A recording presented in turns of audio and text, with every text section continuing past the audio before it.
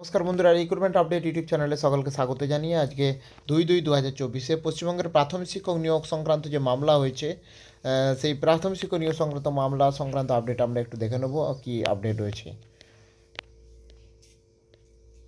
প্রাথমিকের 2022 সালের নিয়োগ প্রক্রিয়ার ওপরও স্থগিতাদেশ তুলে নিয়েছে সুপ্রিম কোর্ট এবং সুপ্রিম কোর্ট জানিয়ে দেয় প্রাথমিক শিক্ষক নিয়োগ প্রক্রিয়া চালিয়ে যেতে পারে রাজ্য এবং প্যানেল প্রকাশে বাধা তুলে নেয় বেঞ্চ, বিচারপতিদের বেঞ্চ। এবং শীর্ষ আদালত জানায় যে প্রাথমিকে 11,758 শূন্য পদে নিয়োগ করা যাবে।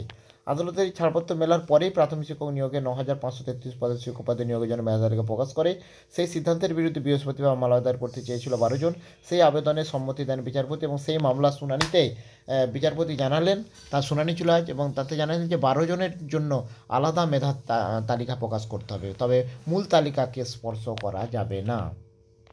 কলকাতা হাইকোর্টের নির্দেশে জানিয়েছে সুপ্রিম কোর্টের নির্দেশে মেনে 9,533 জনের যে প্যানেল প্রকাশ করা আছে তা স্পর্শ করা যাবে না। ওই মেধা তালিকায় যারা চাকরি পাবেন তাদের সঙ্গে আলাদা এই মেধা তালিকার তুলনা করতে হবে। যদি দেখা যায় যে এই 12 জন এই প্যানেলের অন্তর্ভুক্ত প্রার্থীদের থেকে বেশি নম্বর পেয়েছেন, তাহলে এদের জন্য আলাদা প্যানেল করতে হবে।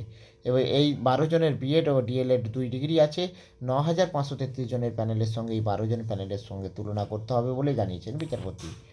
এবং উল্লেখ্য, এমন অনেক প্রার্থী রয়েছেন যাদের বিজ্ঞপ্তি জারির দিনের আগে বিএড ডিএলএড 2 যোগ্যতাই ছিল, কিন্তু কেউ নম্বর বেশি থাকায়, কেউ আবার বিএড যে উচ্চতর যোগ্যতা হওয়ায় ফর্ম পূরণের সময় ডিএলএড যোগ্যতার কথা উল্লেখ করেনি। এইরকম চাকরি প্রার্থীদের এজলাসে মামলা করে বিচারপতিরা এজলাসে, এবং বিজ্ঞপ্তি জারির সময় বিষয়টি জানা থাকলে তাদের নামও প্যানেলে থাকতো। শুক্রবার এই মামলার শুনানি ছিল। তো এই আপডেট রয়েছে, আরও আপডেট পেলে অবশ্যই শেয়ার করবো। সঙ্গে থাকবেন এবং চ্যানেলটা সাবস্ক্রাইব করে নেবেন। ধন্যবাদ।